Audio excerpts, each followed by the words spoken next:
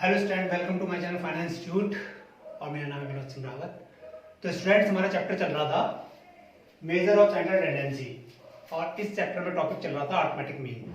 पिछली वीडियो में हमने बेसिकली जो सीरीज दी होती है उससे अरिथमेटिक मीन निकालना सीखा था और आज हम सीखेंगे करेक्टिंग द इनकरेक्ट मीन, मतलब गलत मीन को सही कैसे करना है, और कंबाइंड मीन निकालना है। ये दो टॉपिक आज हम सीखेंगे, ठीक है। तो इनकरेक्ट मीन हो चाहे कंबाइंड मीन हो, दोनों में जो हमारा बेसिकली क्वेश्चन होता है वो इंडिविजुअल सीरीज से जुड़ा होता है। पर इंडिविजुअल सीरीज में आपका जो मीन का फार्मूला है वो क्या है?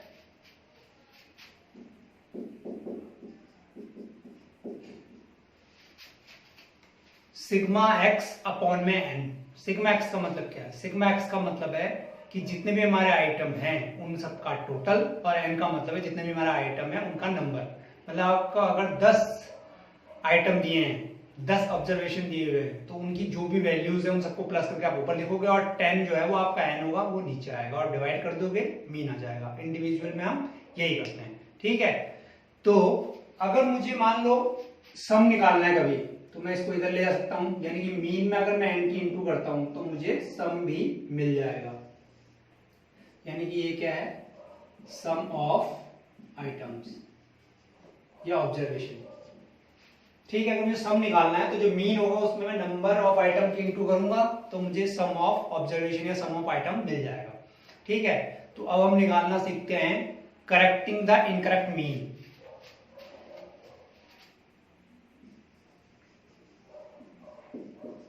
करेक्टिंग द इनकरेक्ट मीन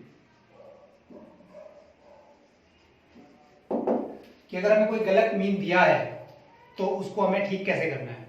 गलत मीन मतलब आपको क्वेश्चन में मीन दे देगा पहले ही और ये बता देगा कि ये रॉन्ग है। और रॉन्ग कैसे? वो बोलेगा कि कोई इसके अंदर ऐसा आइटम था या कोई ऐसा नंबर था जो हमने गलत ले लिया। जैसे कि मान लो उसने बोला कि हमने 45 ले लिया जबकि वो 54 था, क्योंकि हो जाता है, ह्यूमन मिस्टेक है, कोई भी डिजिट हमने गलत डाल दिया और बाद में चला हमने गलत डाल दिया। तो उसको ठीक कैसे किया जाए? दोबारा से हम सॉल्व भी कर सकते हैं, लेकिन अगर आपके पास जो डाटा अवेलेबल है, यानी जो मीन आप निकाल चुके हो, उसी से अगर आपको उसको सही मीन निकालना है तो क्या करोगे आप? तो सिंपल है बड़ा। इसका फार्मूला होता है आपका, अगर आपको करेक्ट मीन निकालना है तो जो भी सम है उसमें से रॉन्ग घटा दो आप और करेक्ट वाला जोड़ दो और एन से डिवाइड कर दो। That's it. वही जो मीन का फार्मूला है वही लिया है मैंने। जो भी आपका सम है उसमें से अगर आप गलत वाला जो भी नंबर है उसे आप माइनस कर दो और सही वाले को जोड़ दो तो ऑब्वियसली ठीक हो जाएगा, ठीक है। टोटल अपने आप ठीक हो जाएगा, फिर डिवाइड आपको एन से ही करना है। तो करेक्ट मीन तो ऐसे निकाला जाता है, ठीक है। एक एग्जांपल ले लेते हैं इसको करने के लिए।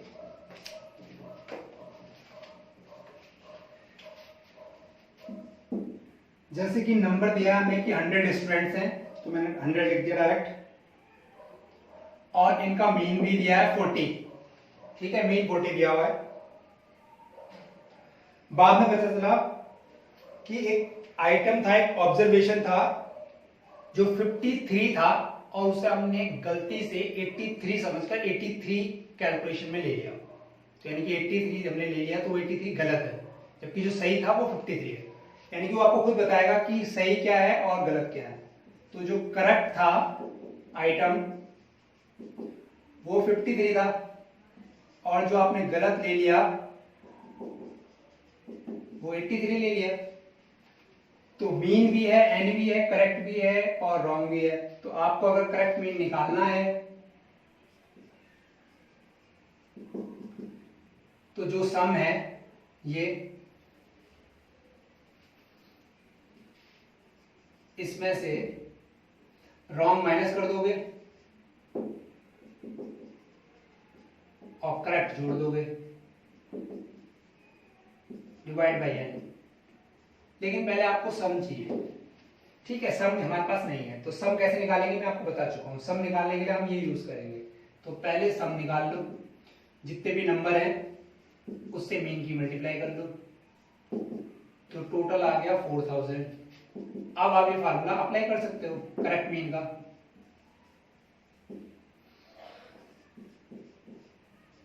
रॉन्ग हमने 83 ले लिया था और जबकि करेक्ट हमारा 53 था, डिवाइड बाई n, और n है आपका 100।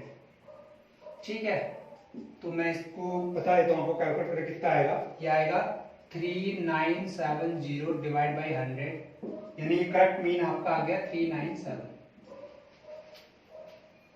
ठीक है, अब जरूरी नहीं है कि उसमें एक ही डिजिट गलत हो या एक ही आइटम गलत हो, दो भी हो सकते हैं। तो अगर दो गलत है तो उसके बदले दो सही भी बताए होंगे, तो जो दो गलत होंगे वो दोनों माइनस करोगे और जो दो सही होंगे वो दोनों ऐड करोगे। प्रोसेस यही रहेगा। ये तो मैंने सिंगल के लिए बताया ना, दो भी गलत हो सकते हैं, तीन भी गलत हो सकते हैं, तो उसको फर्क नहीं पड़ता।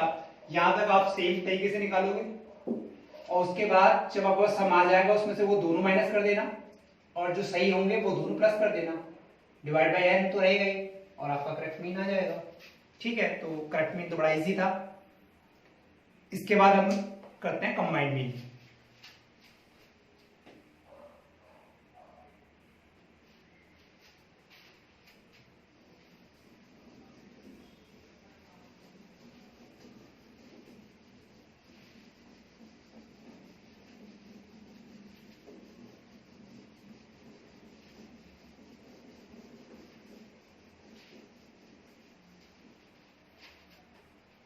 तो कंबाइंड मीन में क्या होता है?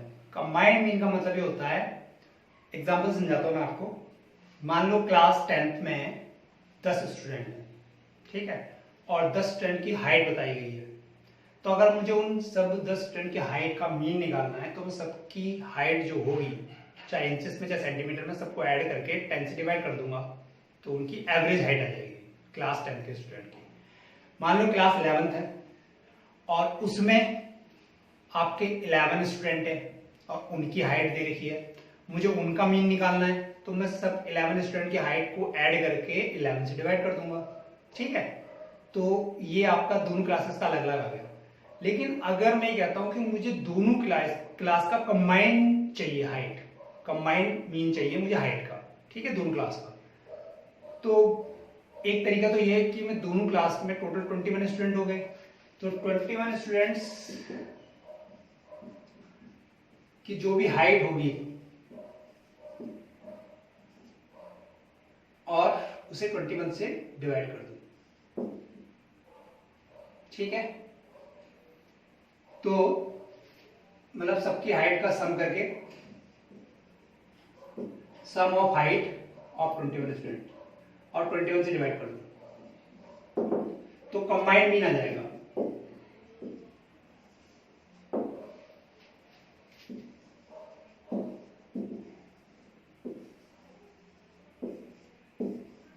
लेकिन ये प्रोसेस शुरुआत में है।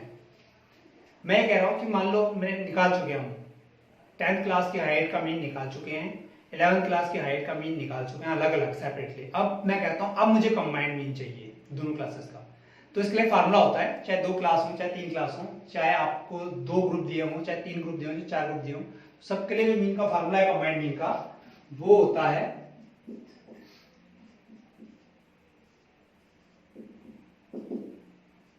जो भी नंबर है उनका और पहले ग्रुप का जो नंबर है, यानी कि इसमें बोला क्लास 10th में 10 स्टूडेंट है तो यानी कि 10 यहाँ पर आएगा, उनका मीन आएगा, प्लस मैंने बोला 11th क्लास में 11 स्टूडेंट तो 11 यहाँ आएगा, 11th क्लास का जो मीन होगा वो यहाँ आएगा।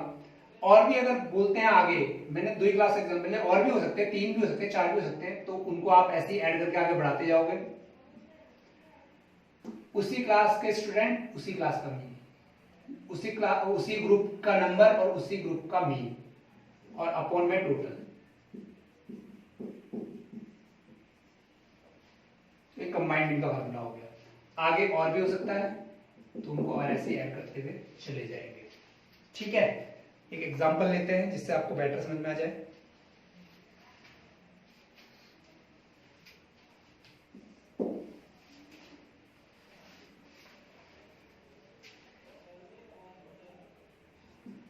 एक्स ग्रुप में नंबर जो है 80 है आइटम का और वाई ग्रुप में 60 है और इनका जो मीन है वो दे रखा है 12 और 20। ठीक है, तो नंबर का मतलब हो गया, ये तो आपका एन हो गया, मीन का मतलब हो गया, ये आपका मीन हो गया, दोनों के लिए अलग अलग। तो अगर मुझे इनका कंबाइंड मीन निकालना है, दो ही ग्रुप है, तो पहले ग्रुप का नंबर 80 और उनका मीन 12, ये रहा ना फार्मूला, प्लस दूसरे ग्रुप का नंबर 60m और उनका मीन 20 है, और नीचे उनको ऐड कर लेते नंबर को केवल। तो नंबर यही थे, ये पहले वाला नंबर था, दूसरे नंबर का, इसको ऐड कर लेंगे, कैलकुलेट करके इसका आंसर हम निकाल सकते हैं। मैं बता ही देता हूँ, ये 960 आएगा, ये आपका 1200 आएगा, नीचे आपका 140 आएगा, और आप इसको डिवाइड करोगे कैलकुलेट करके तो आपका इतना आना चाहिए। ठीक है, तो ये कंबाइंड मीन था। जब दो अलग अलग ग्रुप का मीन ऑलरेडी गिवन है तो फिर उसको कंबाइन करके कैसे निकालते हैं, तो ये उसका एक फार्मूला सॉल्व करते हैं। ठीक है, तो और अच्छा बेटर एग्जांपल और लेते हैं इससे।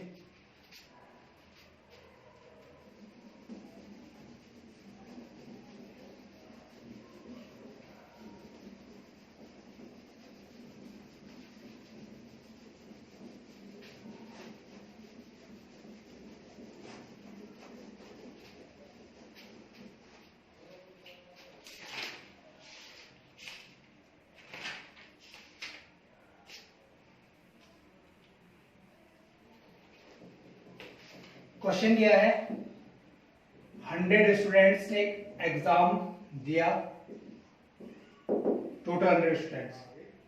उसके बाद इन्होंने एक table the 5, 10, 15, 20, 25, 30, number of students दिया 4, 6, 8, 7, 3, 2 और इसका टोटल दिया 30 स्टूडेंट्स। ओवरऑल मीन दिया है 68.6, ये आपका 100 स्टूडेंट्स का दिया है, और ये बोला है ये जो है आपका ये फेल स्टूडेंट्स हैं, यानी कि 30 स्टूडेंट्स फेल है, तो ये उसकी टेबल दे रखी है और ओवरऑल परसेंटेज दे रखी है। ठीक है, तो फार्मूला कुल मिला के कहना चाहता है कि 100 में से 30 स्टूडेंट्स फेल है, क्योंकि क्या दिया है टोटल 30 स्टूडेंट्स, और ये फेल ये लिखा हुआ है क्वेश्चन में। ठीक है, 30 स्टूडेंट्स फेल है, तो सिंपल सी बात है 100 में 30 अगर फेल है तो 70 पास है। ठीक है, और ये जानना चाहता है कि पास स्टूडेंट्स का मीन कितना होगा और फेल स्टूडेंट का मीन कितना होगा।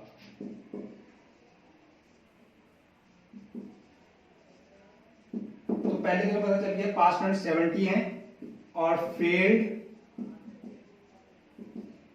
30 है, क्योंकि यहाँ पे बताया था कि फेल की ये टेबल है। ठीक है, लेकिन फेल स्टूडेंट्स का मीन नहीं है, पास स्टूडेंट्स का भी मीन नहीं है, ओवरऑल 100 स्टूडेंट्स का मीन कंबाइंड मीन दे रखा है।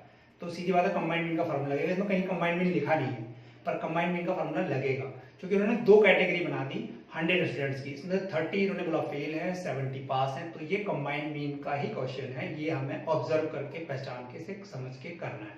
ठीक है, तो दो इन्होंने अगर कैटेगरी बना दी, दो ग्रुप बना दिए अलग अलग, और दोनों का ओवरऑल यानी कि जो मीन है कंबाइंड मीन आपको पहले से गिवन है, जो अभी मैंने पिछले क्वेश्चन में निकाल के बताया था। ठीक है, अब उसके अंदर दोनों का मीन मिसिंग है, तो फेल स्टूडेंट का मीन निकालना बड़ा आसान है। मैंने आपको मीन बताया था, ये डिस्क्रीट सीरीज है, ये मान लो आपके लिए x है और ये आपके लिए f है, तो आप डायरेक्ट मेथड से fx निकाल के इसके सम को f के सम से डिवाइड करोगे तो आपको कंबाइंड इसका मीन मिल जाएगा। ठीक है, फेल स्टूडेंट्स का मीन आ जाएगा आपके पास,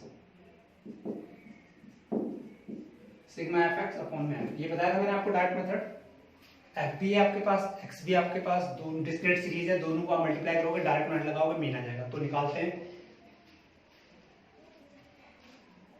ये हो गया 20, ये हो गया 60, ये हो गया 120, ये हो गया 140, ये हो गया 75, ये हो गया 60, और इसका सम हो गया 175।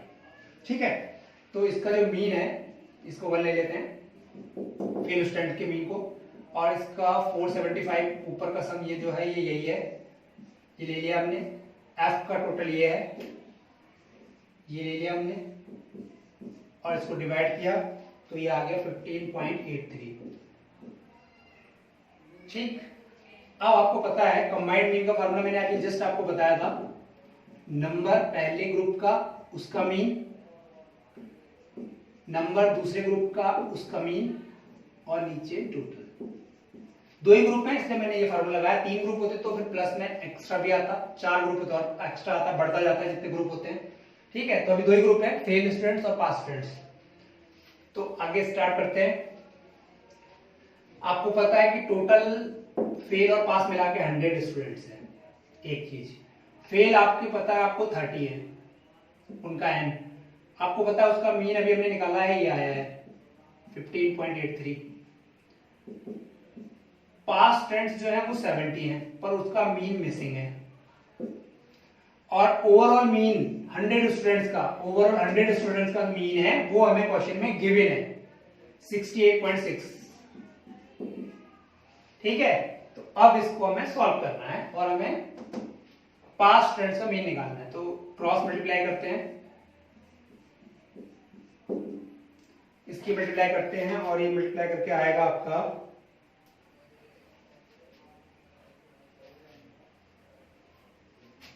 475, क्योंकि ये तो सम ही होता है ना, बताया अभी पिछली वीडियो में, ये सम होता है। ठीक है, तो इसमें से माइनस कर लो, 6860 माइनस 475 70x2 और माइनस करके बचेगा ये 6385 70x2 6385 अपॉन में 70 और डिवाइड करके मीन आएगा आपका 91.2।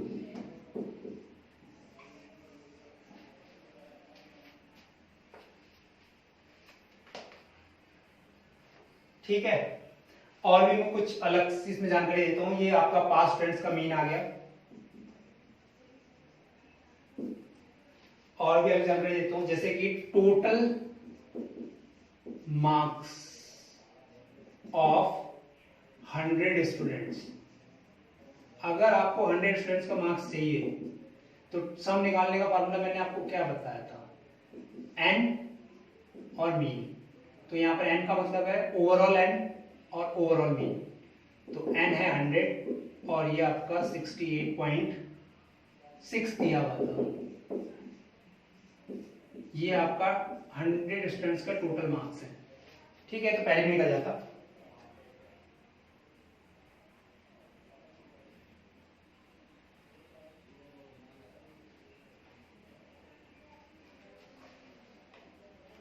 ठीक है, अगर पास स्टूडेंट्स का मार्क्स चाहिए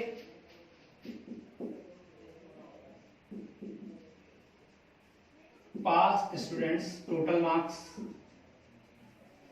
तो आपको पता है कि ये तो 100 स्टूडेंट के टोटल मार्क्स हैं और फेल स्टूडेंट्स के मार्क्स ये हैं, यहां पर भी आया था और यहां पर भी निकाला था हमने, ये माइनस कर दो। सिर्फ पास स्टूडेंट्स का मार्क्स अगर हम निकालेंगे तो ये आपका 6385। डन। ठीक है, तो ऐसे आपको करना है, ज्यादा डिफिकल्ट है ही नहीं। करेक्ट मीन और कंबाइंड मीन बड़ा इजी सा है, फार्मूला आपको पता होना चाहिए। ठीक है स्टूडेंट्स, ओके डन।